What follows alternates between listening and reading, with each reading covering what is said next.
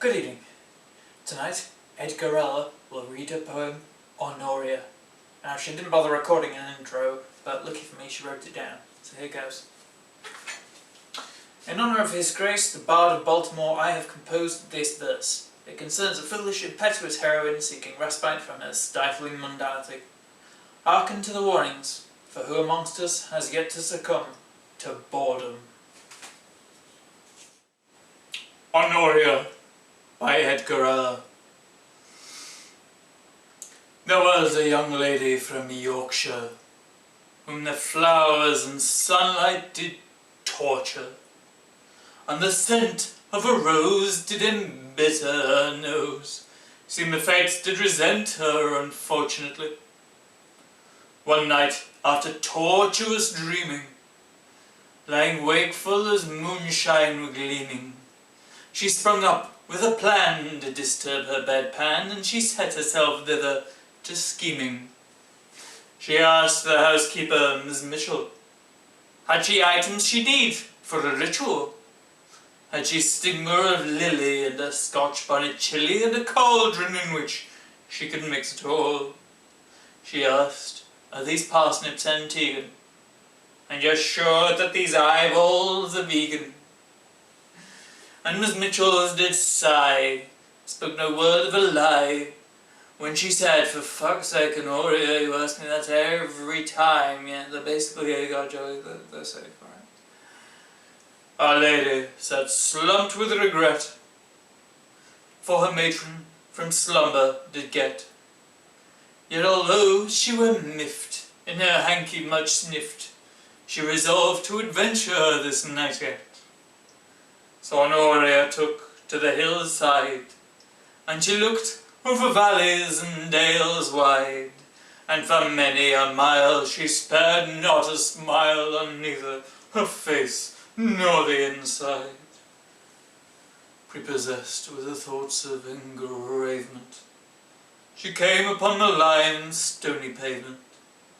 As she looked down the cove and a fantasy wove, her mind filled with thoughts of depravement. She thought of the fictions of Bronte, the which e'er man or Charlie could not say, for not the first time cursed her folly as crime, resolved she should read Wuthering one day. And onward she pressed, to the hilltop, and not till she reached it did she stop. Yet although it were bleak, for it had rained all week, she sat at the crest of a steep drop, and over the valley she looked down, and her face with a sorrow then did frown. She stifled her tears for her less troubled years, and knew then that she were a right clown. She knew 'twould all been a mischief, that her mother was right to say good grief, for her magic was fiction, a cliché depiction of grimoires and tomes of sham belief. But she knew there were more kinds of magic, of enchants both erotic and tragic, that without eye of newt nor the insole of boot, a tendril of pleasure could snag it.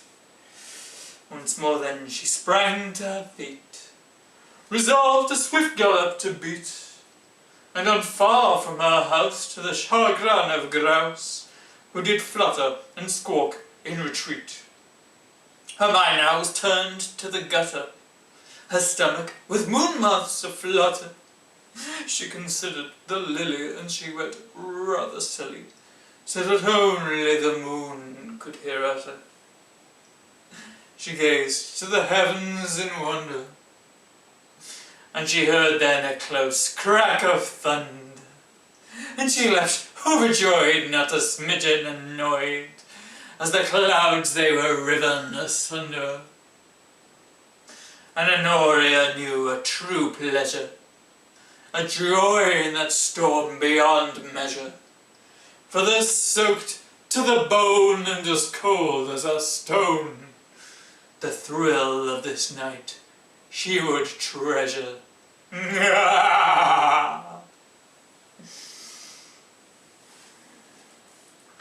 I'm Edgarella's travel agent, Kira James. As well as making sure she gets where she's going, I create illustrations. If you want to check out my work, look at kirajamesart.com or find me on Instagram or Facebook at Kira James Art. If you like what you see, you might consider supporting me on Patreon. You might even want to like and subscribe. Ta-da.